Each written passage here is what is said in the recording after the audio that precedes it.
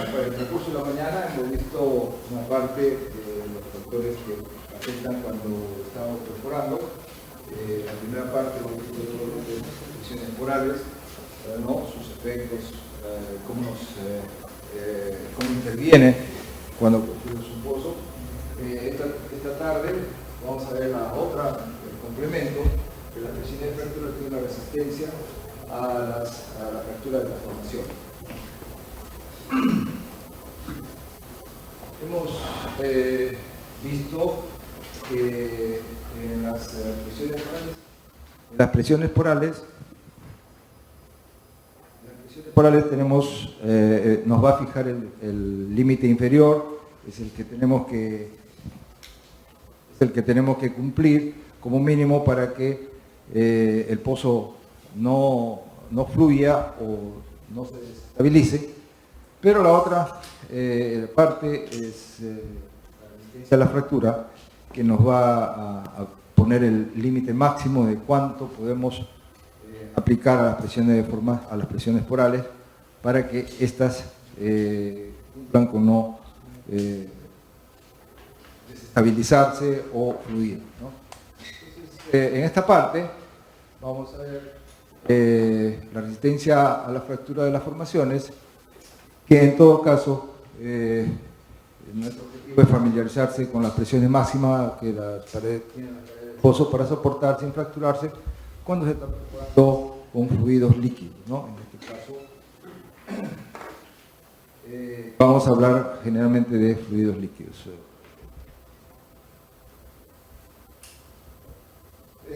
Para una perforación segura y eficiente y económica se requiere la determinación correcta de la presión poral, el cual hemos visto inicialmente, la gradiente de fractura, que es lo que vamos a ver ahora, y los esfuerzos horizontales del campo, ¿no? Nosotros solamente hemos ocupado la presión poral, ahora vamos a ver la gradiente de fractura, y de esos layos vamos a ver los horizontales. Estos dos valores, estos dos parámetros, nos van a ayudar a prevenir arremetidas, reventones, desestabilización de la formación, pérdida de circulación. Conociendo estos límites, la construcción del pozo se va a hacer mucho más fácil, va a ser más eficiente. ¿Qué nos ayuda a conocer la resistencia de la fractura, ¿no? Nos van a ayudar a determinar el peso máximo del lodo, determinar las unidades adecuadas de sentado de la tubería de revestimiento y determinar o ajustar el número de secciones que puede tener un pozo, ¿no? Estos tres decisiones son importantes cuando vamos a construir un pozo, ¿no? ¿Cuál va a ser nuestro peso de lodo, ¿no? que va a actuar? ¿Nos va a proporcionar la estabilidad o nos va a proporcionar la limpieza adecuada? Determinar la profundidad adecuada de las tuberías nos va a dar cuánto podemos subir el peso del lodo, ¿no? Y eso a la vez nos va a ayudar a determinar o ajustar el número de secciones que puede tener un pozo. O sea, sabiendo qué profundidades vamos a sentar, podemos ajustar el número de secciones. Acá tenemos un ejemplo, una vez que ya tenemos las presiones de fractura, ¿no? Complemento de las presiones porales, vamos a establecer una curva, la curva externa, la curva más pegada a la izquierda, es la que va a determinar nuestras presiones porales. Y la curva más pegada a la derecha es la que nos va a determinar nuestra gradiente de fractura, es la que vamos a tratar de encontrar. Estas dos curvas, ¿no? A ambos lados aplicamos nuestros factores de seguridad, tanto para las presiones porales como las presiones de fractura, y vamos a tener un camino, una ventana, esto es lo que hablábamos en la mañana, una ventana en la que vamos a poder actuar, ¿no? Esto va a ser nuestro rango de presiones, hidrostáticas, rango de peso de lodo, que es la que vamos a manejar, y estos van a ser los puntos en los que vamos a nosotros a asentar el casing para poder arribar a nuestro destino, que sería la profundidad deseada, ¿no? Acá en la parte derecha vemos cómo de acuerdo a esta ventana que tenemos acá, para poder seguir avanzando, vamos a tener que sentar un casing acá. Luego, si seguimos avanzando y teniendo en cuenta siempre esta ventana, pues tenemos que sentar otro casing acá. Y por último, con el último peso del lodo y todavía teniendo un margen acá pequeño, vamos a llegar al fondo y culminar nuestro trabajo en la zona de producción o en la zona de interés. Con esto tenemos una parte de nuestro pozo construido, ¿no? Luego van a intervenir otros factores en los cuales van a ir variando el número de secciones que hay acá. Por ejemplo, en este caso tenemos 1, 2, 3, 4, 5 secciones, ¿no? Estas dos prácticamente tienen otra forma de elegir las profundidades. En cambio, estas, la primera aproximación se hace con esta curva. Acá tenemos otro ejemplo de gradiente en la que tenemos la proyección azul, ¿no? Va a ser nuestras presiones porales. La proyección amarilla va a ser, digamos, el factor de seguridad que vamos a aplicarle para evitar procesos de suaveo, ¿no? O digamos, accidentes dentro de la operación de perforación. Accidente me refiero a digamos, problemas en los tanques o alguna equivocación en el proceso de preparar el lodo. Y el máximo también tenemos acá la línea roja, en las cuales nos va a dar la presión de fractura, y con el cual podemos jugar para tener nuestros cierres en el momento que tengamos algún evento de control de pozos, o en donde podemos jugar para mantener la estabilidad del pozo, ¿no? Entonces, estas dos medidas son las que van a determinar cuál es la ventana de trabajo. Nuevamente acá está diseñado las secciones, ¿no? Tengo acá un casing conductor, igual que en el anterior, 3, 4, 5 secciones que van a hacerse inicialmente con este tipo de arreglo, no, con este tipo de datos, ¿no? Con estos, este límite o con esta ventana que tenemos acá.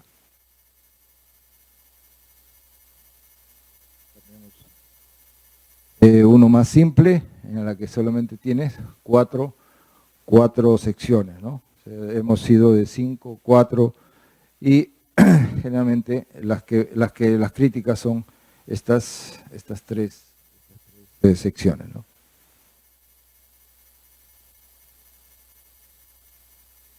Vamos a ver ahora esto, las presiones, vamos a ver qué definimos presiones de fractura. Vamos a ver qué método vamos a encontrar, los métodos más comunes, los que encontramos en los libros. Vamos a ver los métodos predictivos y los métodos verificadores, ¿no? Tenemos presión de fractura, es la presión por encima del cual la inyección de fluidos hará que la formación rocosa se fracture hidráulicamente, ocasionando pérdida de circulación, ¿no? Acá tenemos una distribución de esfuerzos, ¿no? Vertical, un esfuerzo lateral, el otro esfuerzo lateral, y el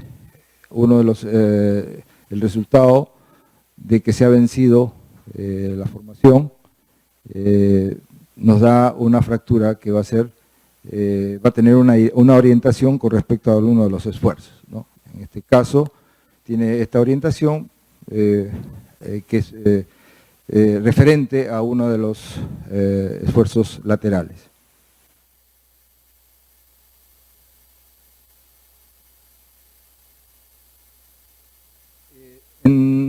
Otra definición de gradiente o de fractura en la perforación de un pozo es la sumatoria total de los esfuerzos mínimos in situ dividido entre la profundidad, ¿no? Es la sumatoria total de los esfuerzos mínimos in situ entre la profundidad. O sea, En estos casos va a ser una fuerza que venza a uno de estos esfuerzos, o uno de estos esfuerzos que están proyectados acá. Se va a vencer a la parte más débil, al que tiene menos valor.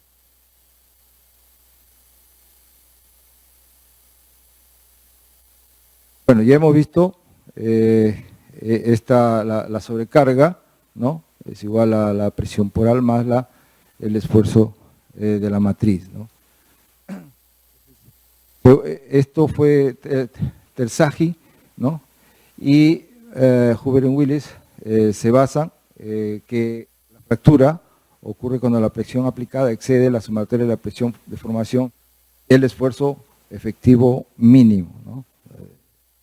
Mencionaba anteriormente que uno de estos esfuerzos, no todos los esfuerzos son iguales, por lo tanto, la fractura se va a llevar a cabo contra el esfuerzo que tiene menor valor, es el mínimo.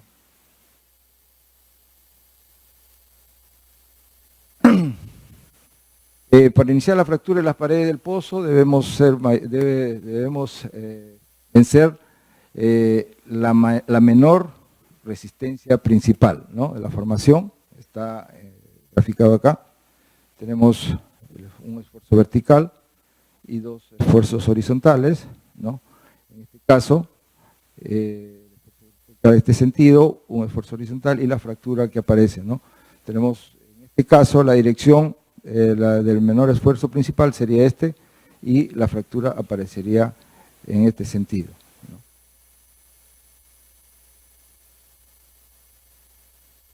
Tenemos esfuerzo principal vertical, lo vamos a, digamos, para entendernos bien, vamos a denominar el esfuerzo principal vertical, esfuerzo principal horizontal en el sentido de la así, el esfuerzo horizontal principal en el sentido de las H, los tres son ortogonales, son perpendiculares, ¿no? Entonces tenemos, esta es la orientación de los esfuerzos principales, y sobre esos tiene que actuar los esfuerzos que apliquemos cuando perforamos el pozo. También, complemento a esto, se va a denominar el esfuerzo 1, el sigma 1, principal máximo, lo vamos a denominar 1, el esfuerzo principal máximo intermedio, 2, y el esfuerzo principal mínimo es el esfuerzo 3. O sea, donde esté actuando el 1, va a actuar el máximo, donde esté actuando el 2, va a estar el intermedio, y donde esté actuando el 3, va a ser el mínimo.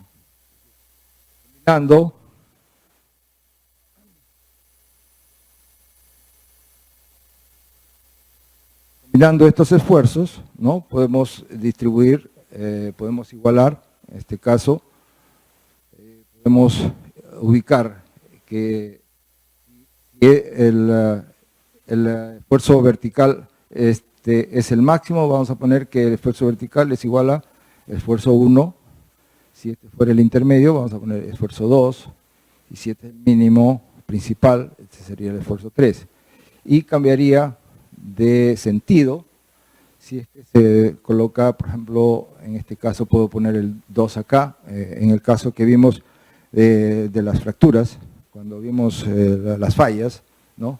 Ahí calificamos cuál es el esfuerzo mínimo, cuál es el esfuerzo máximo para los diferentes tipos de fracturas, ¿no? Entonces, la ubicación de los esfuerzos nos va a decir para qué lado va la falla.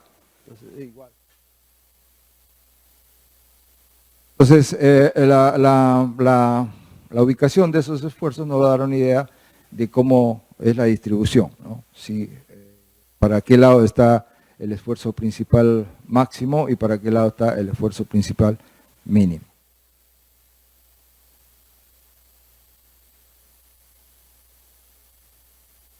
La orientación de la fractura, ¿cómo determinamos eso? Se propagará, o sea, el principio básico es que la fractura se propagará perpendicular al esfuerzo principal menor, ¿no? O sea, siempre se va a ubicar en donde esté actuando el esfuerzo principal mínimo. En este caso, el sigma 3, ¿no? Sigma sub 3 en ese sentido, ¿no?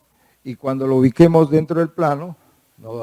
Si el esfuerzo principal mínimo está, el sigma 3 está acá, entonces la fractura va a ser perpendicular a esta fuerza, ¿no? Entonces, en este caso sería, si el vertical es mínimo, el esfuerzo principal sería horizontal, ¿no? Si el esfuerzo principal mínimo está aquí, o sea, el sigma 3 está acá, entonces el esfuerzo sería en este sentido. Si el esfuerzo principal mínimo está en este sentido, entonces el sigma 3 sería este de acá, entonces la orientación de la fractura estaría en este sentido.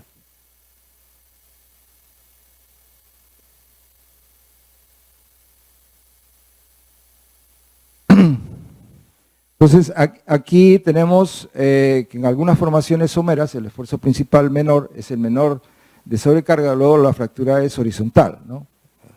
Realmente es, como acá dice, en formaciones someras pasa este tipo de fenómeno, ¿no? En reservorios con profundidades mayores de aproximadamente 1000 pies, el esfuerzo principal menor es más probable que sea el horizontal, ¿no? Así la fractura hidráulica será vertical. A partir de 1000 pies, ya como normal, generalmente la fractura es vertical, ¿no? El esfuerzo mínimo está en forma horizontal en cualquiera de los dos sentidos.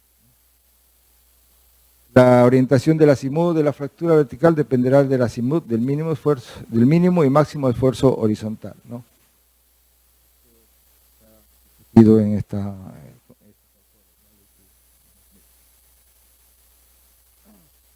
ejemplo sencillo, acá nos dice que en el noroeste de Europa los esfuerzos son afectados por el movimiento del norte de África hacia el noroeste, ¿no? Entonces, si usted tiene el norte, entonces la fractura va a estar, ese sería el esfuerzo mayor, ¿no? Ese sería el esfuerzo mayor. El esfuerzo menor está en el otro sentido, y entonces las fracturas tendría una orientación noroeste también, ¿no?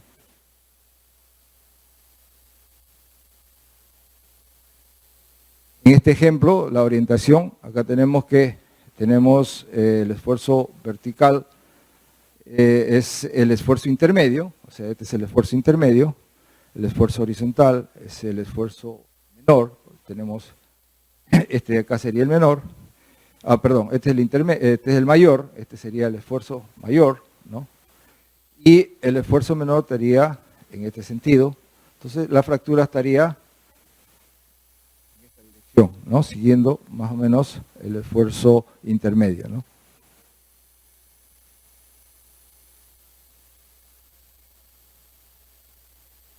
Cuando retiramos material de la formación o hacemos el hoyo, estamos retirando material, ¿no?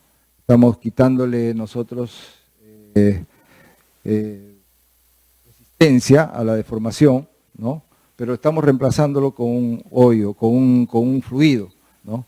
Entonces, sin embargo, cuando hacemos el hoyo circular también creamos esfuerzos en las paredes, ¿no?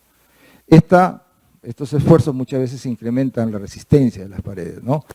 Por eso que en muchos casos, bien es cierto, cuando hacemos, por ejemplo, una prueba de esfuerzos de la formación, ¿no? Calculamos en un sentido, pensamos en un valor, pero luego se incrementa ese valor, ¿no? Y finalmente cuando rompemos la formación ya toma el valor definitivo. Entonces la idea es que si bien algunas veces hacer el hoyo incrementa su resistencia a quebrarse, a partirse o a fracturarse, en otros también sucede lo contrario. Más de las veces tratamos nosotros de encontrar zonas para asentar nuestro casing en la que ésta sea mayor que la que esperamos, ¿no? Ahora, una vez que ya tenemos la fractura abierta, el esfuerzo es mucho menor, ¿no? Es el caso Un caso sencillo es cuando ustedes tienen un carro parado, ¿no? Quieren moverlo a pulso, van a necesitar dos personas para hacerlo, ¿no? Una vez que ya el carro está en movimiento, va a necesitar una sola persona. Es más o menos ese el estilo en el que se tiene que tener en cuenta cuando aplicamos una fuerza para fracturar, ¿no? Inicialmente podemos necesitar mucho más energía para luego, una vez que ya está abierto la fractura, esta va a ser menor y va a tomar, ese valor va a tomar el valor del esfuerzo mínimo principal, ¿no? Es el valor del esfuerzo mínimo principal. Entonces, seguimos teniendo la relación de esfuerzos que van en este sentido.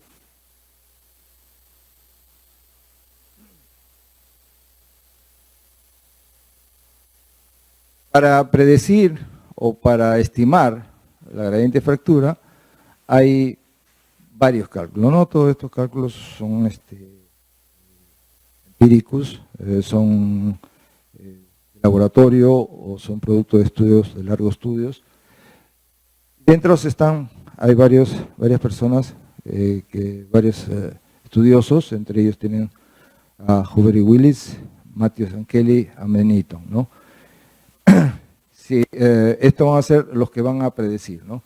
Luego vamos a ver que en forma experimental vamos a determinar los valores o vamos a corroborar los valores encontrados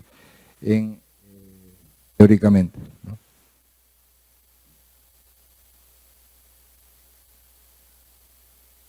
Esto lo vamos a ver con un ejemplo clásico, ¿no? Para no hacer más cálculos.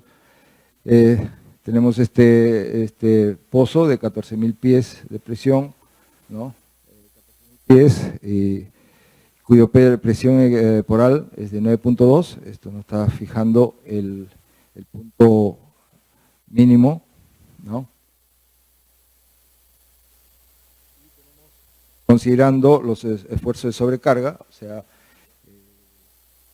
esfuerzos totales, tanto de la presión de la matriz como de la presión poral, es 1, ¿no? Entonces, calcular la gradiente de presión poral a 14.000 pies, la presión poral a 14.000 pies, la gradiente de esfuerzo matriz y el esfuerzo de la matriz, ¿no? Estos gradiente y presión poral más o menos son equivalentes, que van a variar con la presión o la profundidad.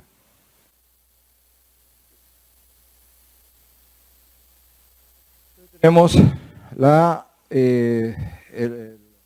ecuación de la que vamos a partir. Este valor sería 1, ¿no?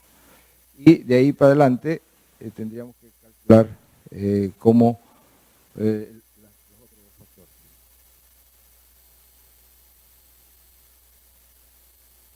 La presión, la profundidad es 14.000, la presión poral es 9.2 y el esfuerzo de carga es 1.0. Tenemos una gradiente.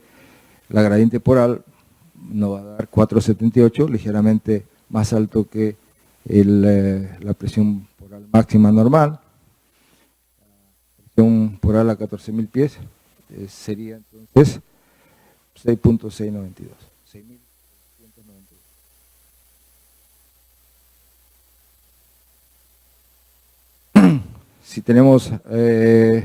Si utilizamos esto, entonces tenemos la presión, la gradiente o la presión poral aquí. Entonces vamos a encontrar, basado en esta relación, ¿no? Si convertimos todos dividiendo entre D, lo convertimos a gradiente, vamos a tener que la gradiente de la matriz sería 0.522. La presión la presión que ejerce la matriz estaría por la profundidad a la que hemos pedido, ¿no? Ese es un ejemplo sencillo.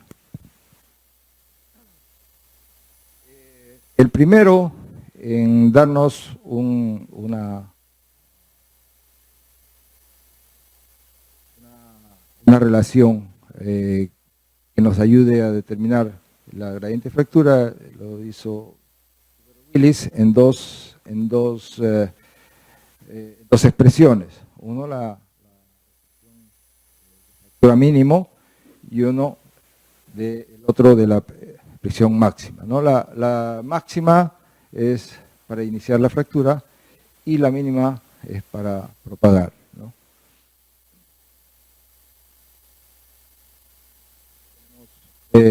La gráfica, se supone que en este caso todas las relaciones son lineales, entonces tenemos relaciones lineales, tenemos gráficos lineales, ¿no? La presión poral acá, ¿no? Y tenemos el máximo. Esto es lo que vamos a hallar y con esto. Matthew Kelly incluyó algunos valores más, además de las gradientes de presión, ¿no? Incluyó un coeficiente de esfuerzo de matriz y un esfuerzo vertical de la matriz.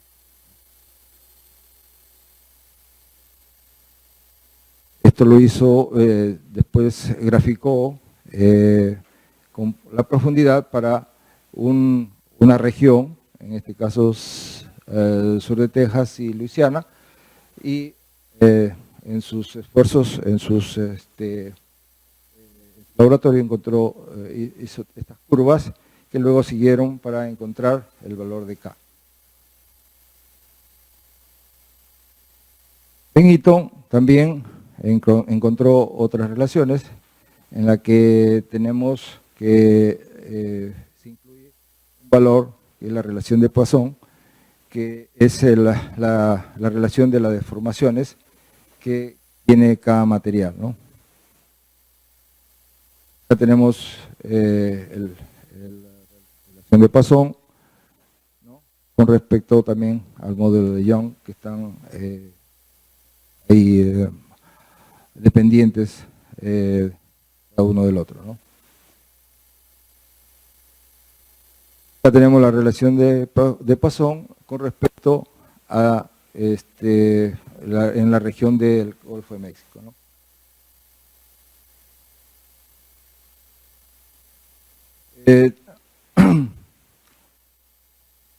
Un ejemplo para graficar más o menos los problemas que tenemos acá. Tenemos que un pozo vertical en la costa del Golfo de Texas tiene una gradiente de presión de 0.735, una gradiente de presión poral, a una profundidad de 11.000. Calcular la gradiente de fractura usando cada uno de los métodos vistos anteriormente, ¿no? Y resumir los resultados en forma tabularia. Aplicando directamente las fórmulas, tenemos, acá solamente es necesario, ¿no?, tener la gradiente poral, ¿no?, en ambos casos, tanto para el mínimo como para el máximo, ¿no?, el valor mínimo, para el valor máximo, ¿no? Esta presión poral sirve para ambos, no necesitas otro valor.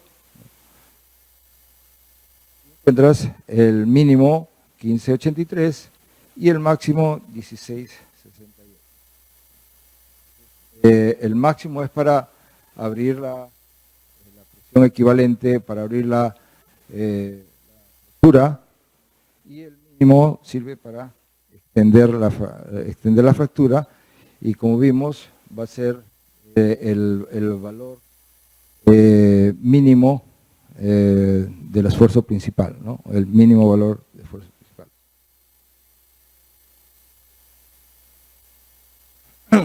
En el caso de Matthew Kelly tenemos que encontrar una relación entre que va K y sigma, ¿no? En este caso P y D son conocidos, sigma puede calcular, si K vamos a determinarlo, ¿no? Todos estos son valores que se tienen que encontrar en cada región, ¿no? Que cada región va a tener, o se puede adaptar estos valores a regiones, digamos, conocidas, de tal manera que en algún momento podamos encontrar la equivalencia, ¿no? Tenemos acá la gradiente, que como dato, vemos que lo que nos falta, vamos a calcular el esfuerzo de la matriz. El esfuerzo de la matriz va a ser 2.915 pies. El valor de la gradiente normal, ¿no? Es lo que tenemos que encontrar. Valer a 5.449. O sea, tenemos valores conocidos, encontramos, y lo que vamos a hacer es, vamos a proyectar ese valor y encontrar el valor de K. Una vez que tenemos ese valor, ahora podemos calcular el esfuerzo.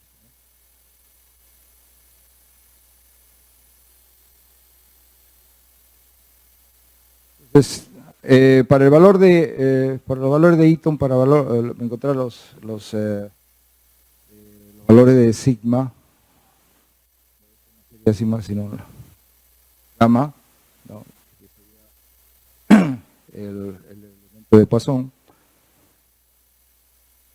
También tienes la relación de Poisson, tienes valores predeterminados que van a depender del área donde se va a trabajar, ¿no? Para cada roca. Entonces estos valores ya han sido predeterminados, y lo que tenemos que hacer es encontrar a qué valor corresponde las profundidades a las que nos estamos pidiendo. El valor de sigma en este caso, o gamma .46, y aplicando directamente en la fórmula, vamos a encontrar el esfuerzo o el peso del lodo equivalente a la fractura, ¿no? Como ven, el trabajo de encontrar las presiones porales pasa por determinar ciertos valores, como son K en un caso, sigma o gamma en el otro. Estos valores van a ser dependientes del área donde se va a trabajar, ¿no? Se puede adaptar estos valores a la área donde tú estás trabajando, y con eso convalidar luego, ¿no? Entonces es como crear modelos para cada área, ¿no? El tema hay que encontrarlos, ¿no? Acá tienen un resumen, ¿no? Resumen de la gradiente de fractura, ¿no? Con todos los datos que se han encontrado, ¿no? Máximo, mínimo, ¿no? Y las equivalencias, ¿no? Todos estos factores, todos estos métodos han visto que cada uno de ellos, ¿no? En todos los casos, se ve que hay la gradiente de presión acá, ¿no? Está dependiente de la gradiente poral, ¿no? En el caso de Ben Eaton, es la gradiente poral. En el caso de Martin-Kelly, también dependiente de la presión poral. Y en el caso de Hoover-Willis, también dependiente de la gradiente poral, ¿no? Todos son dependientes de la gradiente poral. Cada uno le va a agregar algo. En uno no hay ningún tipo de otro factor. En el primero, en el segundo tenemos K y sigma, y en el tercero tenemos el valor de gamma, ¿no? Pero en los tres casos este valor sigue estando presente, por lo que hace que los esfuerzos de fractura sean dependientes de la presión, de la gradiente de presión poral. Entonces, de ahí podemos ver que si es que estas suben, ¿no? La presión de fractura va a subir. Si es que baja, la presión de fractura va a bajar, ¿no?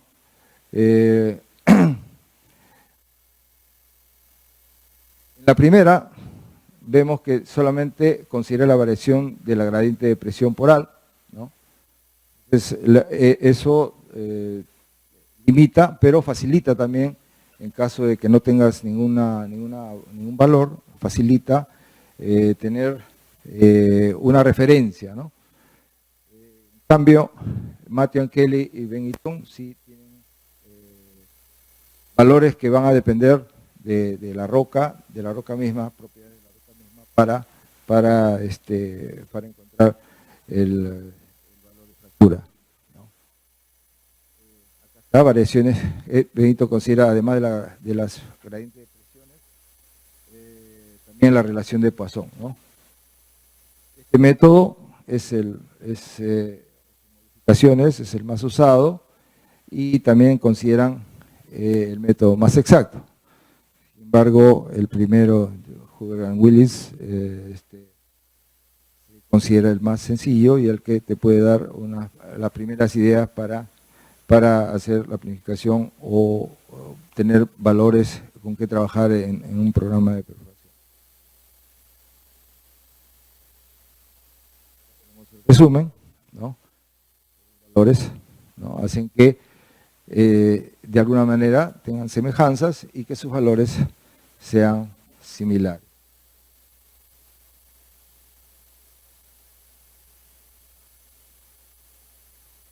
Luego de encontrar la zona de las primeras aproximaciones, ¿no?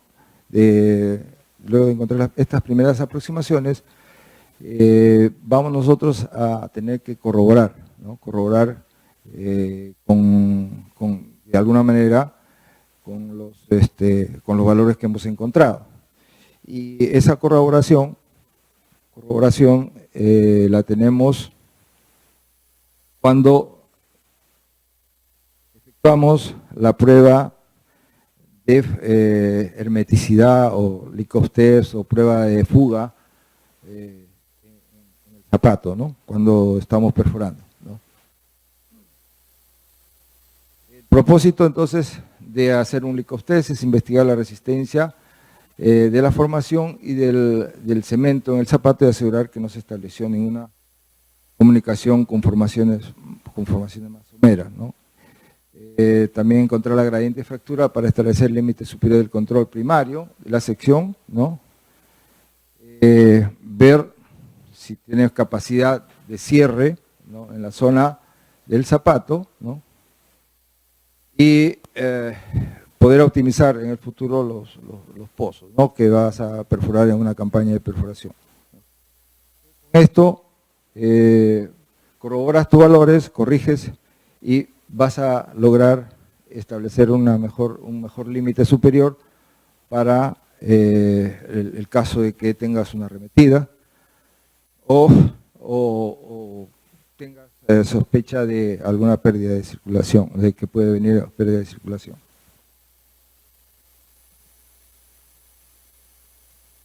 Entonces, para evitar las pérdidas de circulación, necesitamos saber la gradiente de fractura, que te van a ayudar a prevenir en el caso de que ya estés dentro de la operación, o de prevenir, digamos, creando una sección más o alargando una sección de revestimiento, ¿no?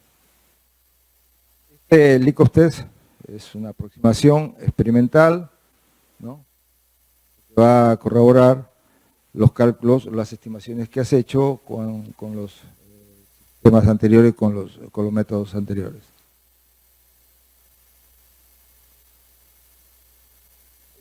En líneas generales, una prueba de admisión o una prueba de Likos test se hace luego de bajar y cementar el casing, ¿no? Se perfora unos 10 pies de formación, se va a dar el zapato, se homogeniza o se balancea el lodo, ¿no?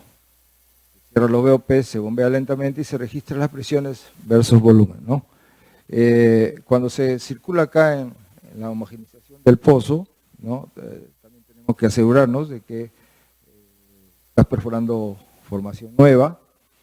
Ha habido muchas veces en las que ha habido errores en el momento de perforar, no han perforado formación nueva, sino lo que han perforado solamente es una parte del cemento que queda después de la cementación, ¿no? De tal manera que han tenido valores exagerados, ya que la parte de cemento está fortalecido. Entonces, entre 10 y 15 pies y asegurarse con la circulación de recibir muestras nuevas de formación para poder asegurarse. El trabajo generalmente se hace con una unidad de alta presión y bajo volumen, generalmente una unidad de cementación, ¿no? Es la más adecuada para efectuar este trabajo, que te va a dar un dato importante, tanto para continuar en el perforando como para los siguientes pozos. Esas son las principales ventajas, ¿no? Un ejemplo sencillo es bombeas una cantidad de volumen, ¿no? Una cantidad de volumen a una velocidad muy baja y te tiene que dar un incremento de presión constante al inicio hasta que sales de la relación, ¿no? De la relación constante. Es en ese momento. En esta figura tenemos que ha habido un incremento normal en toda esta serie hasta que aquí hay un cambio, ¿no? Aquí de 830 a 950 y 80, pero 950 a 940 y aquí hay 20. Entonces por acá ya comenzó. La idea, acá hay puntos de discusiones interminables, ¿no? En dónde se debe parar, ¿no? Pero nosotros generalmente tenemos que parar cuando tenemos estos valores, esta declinación, ¿no? de la constancia de incremento, ¿no?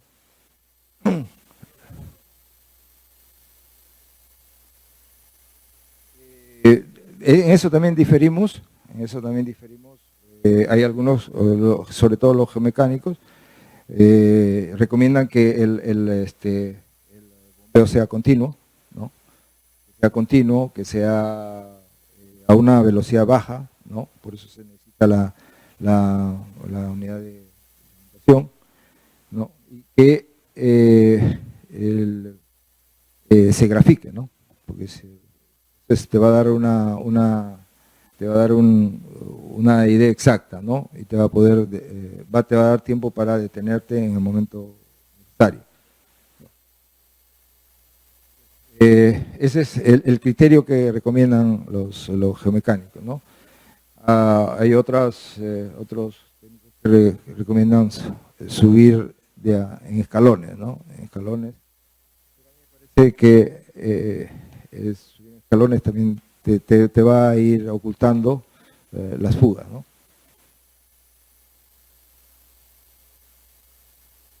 Este sería el gráfico y acá tendría el leak-off test, ¿no? Acá tendría que estar el punto de detener la operación, ¿no?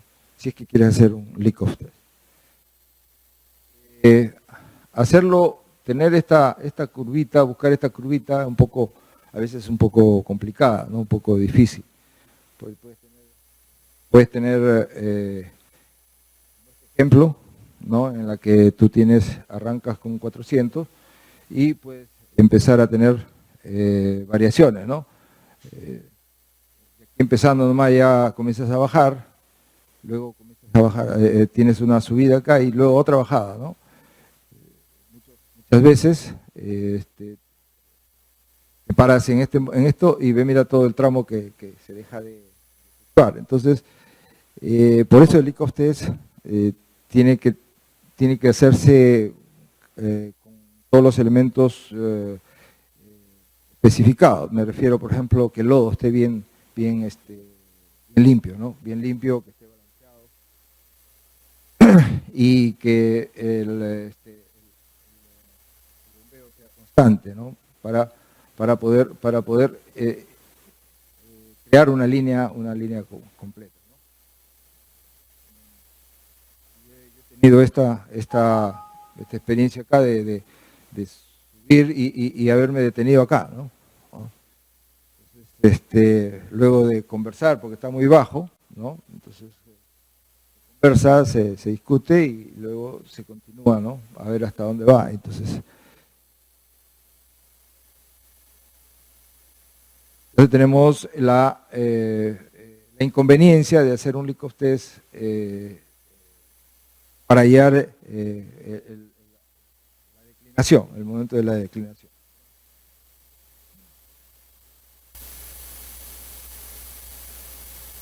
Pues la curva al principio es obvio porque tú tienes que llegar, ¿no? Un volumen de expansión.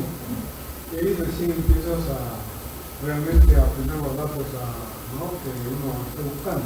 Porque a la media barril, por decir, como en el ejemplo anterior, un 120 pesitos, eso debe mantenerse. Inicialmente siempre va a mantenerse en el comportamiento. Sí, hasta aquí. Sí, hasta aquí es algo que todavía es digamos, manejable, ¿no? Pero cuando comienzan a aparecer estas curvas, más, digamos, a nivel superior, entonces comienza a tener dudas, ¿no? Si la intención es no romper la formación, ¿no? Porque, como digo, a mayor profundidad, la dirección de la fractura va a ser dependiendo del esfuerzo al mínimo, ¿no es cierto? Si está más de 4.000 o 5.000 pies, la fractura va a ser vertical. Entonces puede romperse y malograr tu trabajo de cementación también. Si que no se profundiza, si se sube, la fractura sube, entonces puedes generar, puede malograr tu trabajo de cementación, ¿no?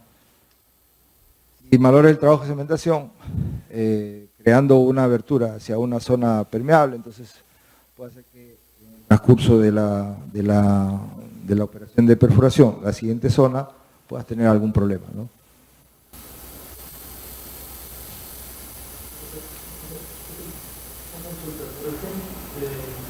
Ahí se observa que es, al menos la prueba de digo usted no sé que no ha sido formado correctamente, pero continuando con la prueba de servicio que está conformado correctamente al final. Al final se arribó a un buen valor, ¿no? Al final se llegó, en este caso, en este ejemplo, porque se siguió, o sea, se tenía una idea clara, ¿no? De dónde debe ser el mínimo. Pues tú tienes unos estudios que te van a decir hasta dónde, ¿no?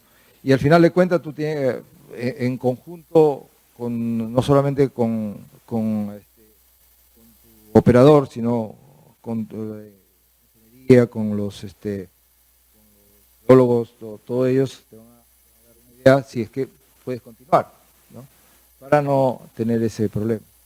Sin embargo, hay otros que piden que haya fractura, ¿no? Entonces, en este caso, sí ha llegado a buen puerto, ¿no? Son 6 barriles más o menos. Entonces, como lo que dijo el ingeniero, que respecto a los 4 primeros barriles tenemos un comportamiento de anomalía por ejemplo llenado y esperando una estabilización de la presión, ¿no? De la tendencia hasta que observar la definición junto a los 6 barriles. O sea, de repente una profundidad de 250 pies. Claro. Obviamente es razonable, ¿no? Claro, pero tú tienes que estar preparado, porque, o sea, tienes que tener claro que no va a suceder tan bajo, por decirte. Digamos, te da alas para seguir bombeando.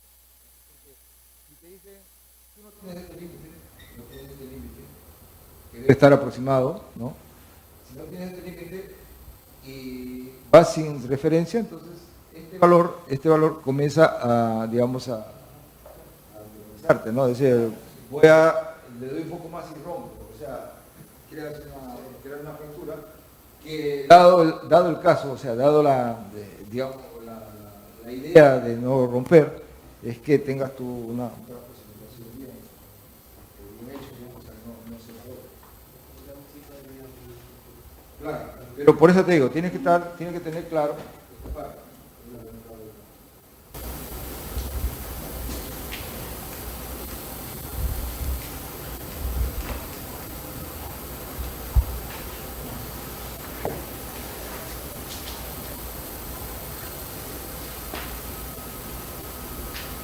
Por ejemplo, en este caso, tú tienes una línea anticipada, ¿no? Ya fijaste tu línea anticipada y empiezas a bombear y tienes esta bajada, ¿no? Esta inclinación, ¿no? Acá haces tu trabajo y nuevamente para. El tema acá, entonces, es que estás enviando el líquido que bombeas, estás enviándolo hacia una zona que no está cubierta por el cemento o tu cemento.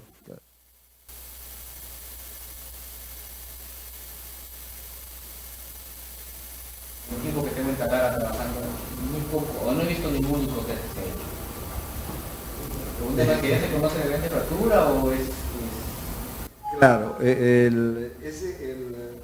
cuando hay una zona conocida, ya esto generalmente se obvia, ¿no? Se obvia. Generalmente se dice, bueno, ya se sabe qué tipo de fracturas, no voy a excederme de tanto, ¿no? Pero siempre bueno, O sea, para un pozo exploratorio, diría yo, necesariamente debe haber un pozo exploratorio para corroborar qué es lo que tiene. Tienes que correr tus riesgos, porque también en un pozo exploratorio tener una fractura, ¿no? También tienes que evaluar bien. Porque depende de dónde es, de qué profundidad es y hacia dónde se dirija cuando tú... aquí vas a solamente iniciar, ¿no? No vas a extender la fractura, ¿no?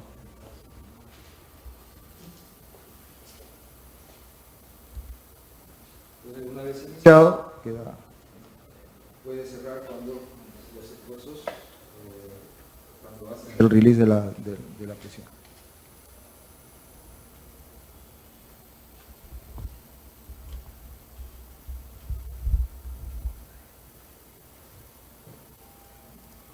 Acá hay un ejemplo, tenemos otro con un revestimiento a 4.000 pies. La presión de Licoff ocurrió a 1.000 PSI, tenía un peso de 9 libras por galón, la gradiente de fractura, ¿no? Cálculo, encontramos el equivalente, ¿no? El equivalente sumatoria de presiones aplicadas, ¿no? Sobre la profundidad, ¿no? En este caso, la presión aplicada en el fondo sería 1000 más la presión hidrostática, y esto tendría una presión total en el fondo. Eso habría que convertirlo con una profundidad a una gradiente, ¿no? Y esto la gradiente se puede convertir a un equivalente dividiendo entre 0.05. Acá tenemos para los geomecánicos, esto es su delicia, ¿no? Hacer un extended Licoff test, o sea, en la que vayas a inyectar hasta la ruptura, luego inyectes a un rate, que este va a ser la presión de, una de las presiones principales, la mínima, la presión principal mínima, ¿no? Luego dejas de bombear y vas a tener una cierre instantáneo, este valor, y luego tienes el desfogue, ¿no? Y para corroborar tendríamos hacer el segundo ciclo, ¿no? Con este segundo ciclo ya corrobora cuál es la reapertura. Con eso ya ellos tienen un punto de referencia para modificar o arreglar el modelo geomecánico que tienen desarrollado, ¿no? Esto sería una figura idealizada de lo que es el leak-off test extendido, ¿no? Hay varias formas de hacerlo, ¿no? Tienes 3 ciclos. Este primer ciclo solamente es para corroborar el casing, ¿no? Este segundo ciclo ya es para ver la rotura inicial, ¿no? En qué momento tienes la rotura, y esto ya te sirve como una confirmación de los valores que has encontrado inicialmente, ¿no? Puedes hacerlo también puedes hacerlo de un solo ciclo, ¿no? Y este ciclo puedes hacerlo solamente encontrando la fractura y bombeando un determinado volumen, ¿no? Acá hay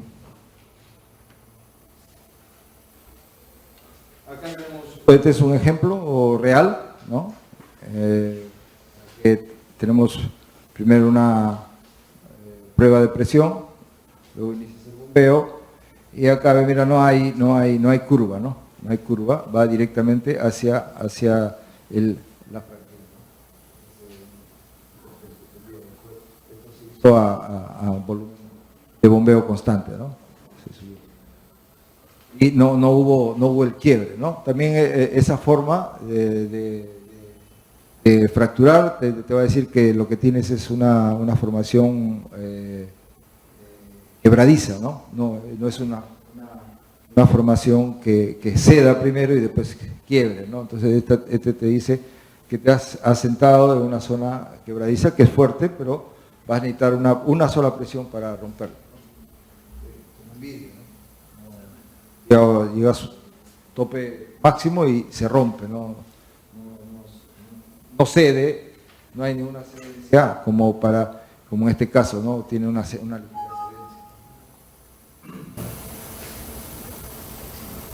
Pues, Oscar, nosotros en Antonio nunca llegamos al breakdown. Solamente hicimos un extended leak-off test, pero solamente para corroborar el leak-off inicial, ¿no? Porque pusimos el leak-off, pagamos, nuevamente, hasta ese punto nosotros hicimos el breakdown. Aquí es el breakdown. Claro, si tú no haces si tú no haces este quiebre, puede ser que estés aquí, puede ser que estés acá, puede ser que estés acá. Por eso es una segunda vez, ¿no? No, pero igual también. Pero acá tienes una semejanza, acá.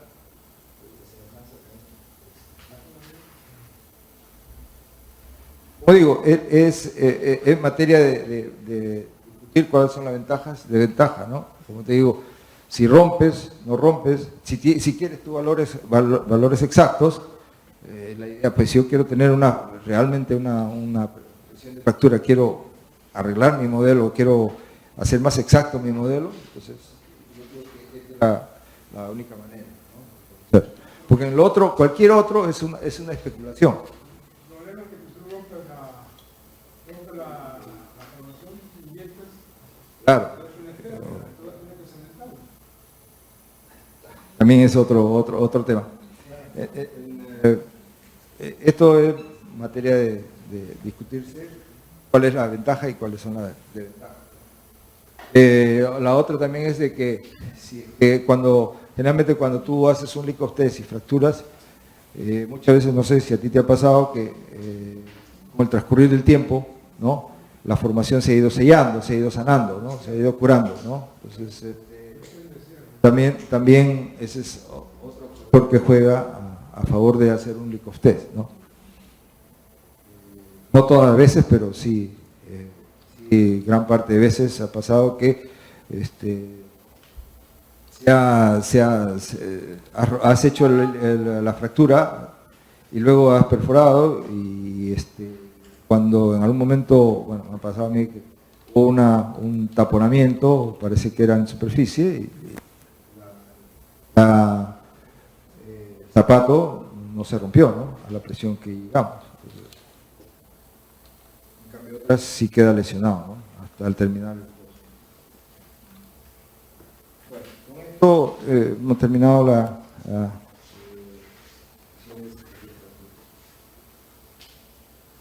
agradezco. ¿Alguna pregunta? Sí, una consulta. Normalmente el leak of test lo hacen después de que perforas el zapato.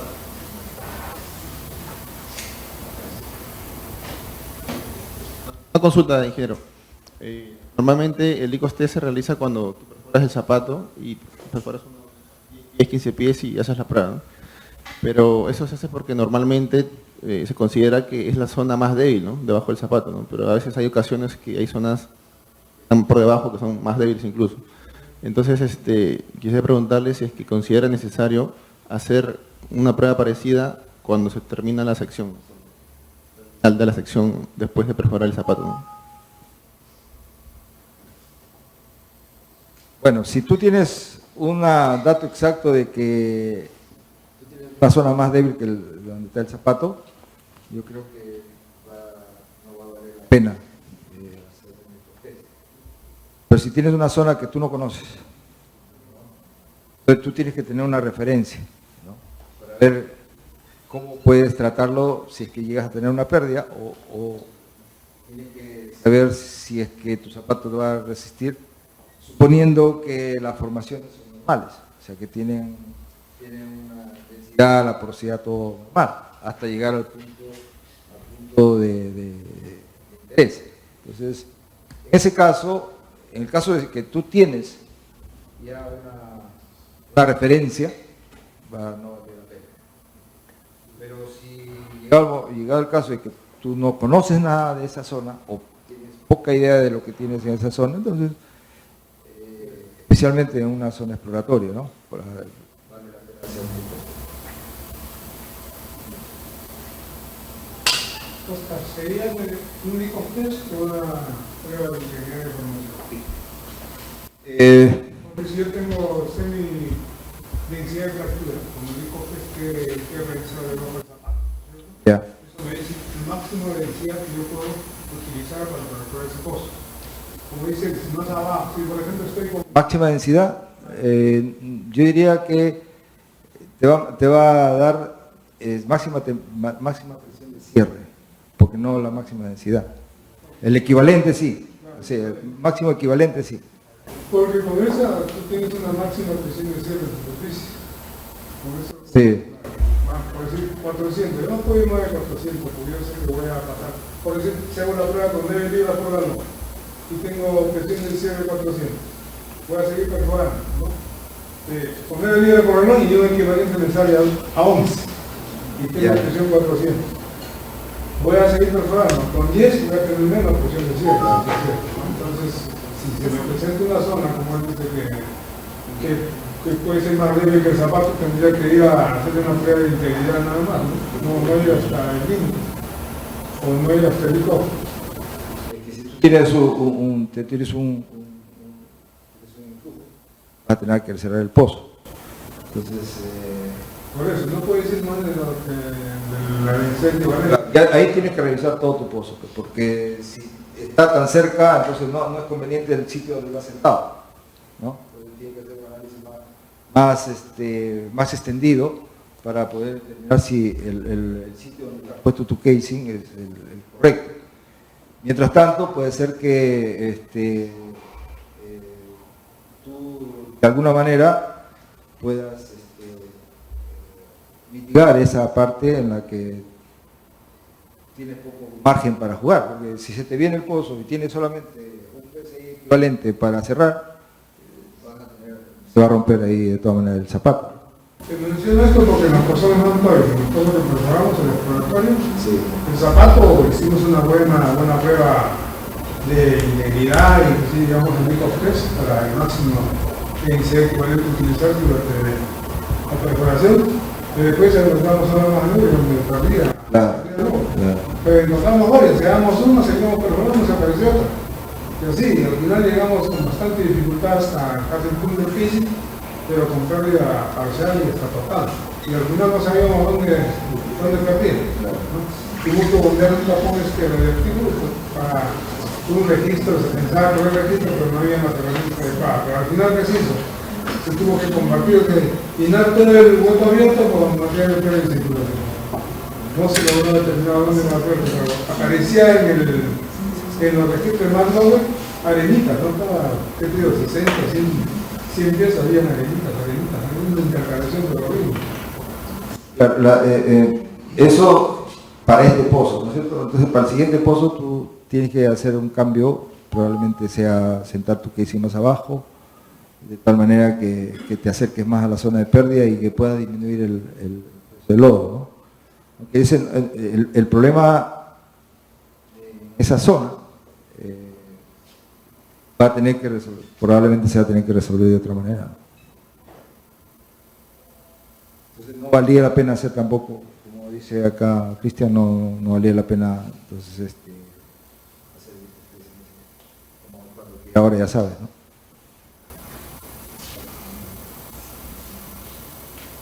Y lo hablamos allá. Sí, llenamos todo el hueco abierto con material con prueba de circulación. Trabajamos 6 o 8 horas. Sí. Consulta. Cuando ustedes usábamos menos cable y muy Matrix y Benito usamos cuando tenemos pozos exploratorios o tenemos pocos datos, Sí. ¿no? Y en ese caso, si utilizamos estos métodos, nosotros mostramos la tabla de resultados.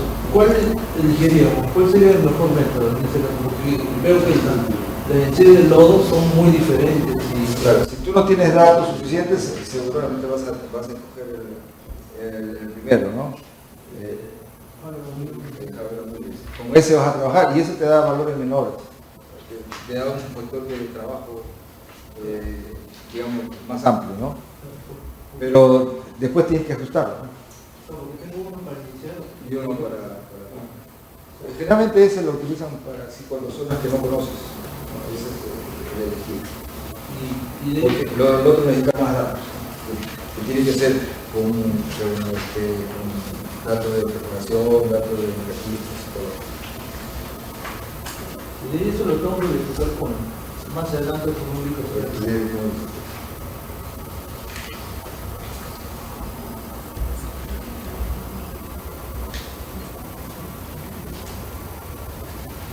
Esos datos que obtienes con los cálculos es un parámetro que te ayuda para hacer tu LICOS test. No sabes que no te puedes decir nada de esa posible función regular. Claro, si tú estás planeando no hacer la fractura, ¿no? Porque hacer un extendido te va a confirmar dónde está la fractura. Si tú no estás planeando hacer eso, estos valores te van a poner un techo máximo donde tú vas a ir, ¿no? Y te va a evitar te va a evitar quedarte en el medio camino por alguna inconsistencia en tu operación de hacer el... Bueno, gracias. Oscar, antes que termines, ¿has analizado cómo es la presión de fractura o cuál es la diferencia de la presión de fractura entre tierra y mar? Ya, Hay tierra la misma profundidad, la profundidad son diferentes. Claro, son valores, digamos, de overburden diferentes, ¿no? A la misma profundidad, ¿no? En tierra, en mar. En tierra tienes una densidad que está por encima, claro, diferente al que tienes cuando tienes la misma profundidad, pero en el mar, ¿no? En el mar tienes el agua y en tierra tienes un sobrepeso, una sobrecarga que es sólido, ¿no? Entonces, las presiones son diferentes, ¿no? Por eso que cuando perforan ahora los métodos para perforar en el mar, trabajan con esa diferencia, ¿no? Le dicen diferencia de densidades, ¿no? Drilling con diferencia de densidades, o con dos gradientes le llaman, ¿no? Gradiente del agua con la gradiente del fondo marino, o de lo que hay, sí, de los sedimentos.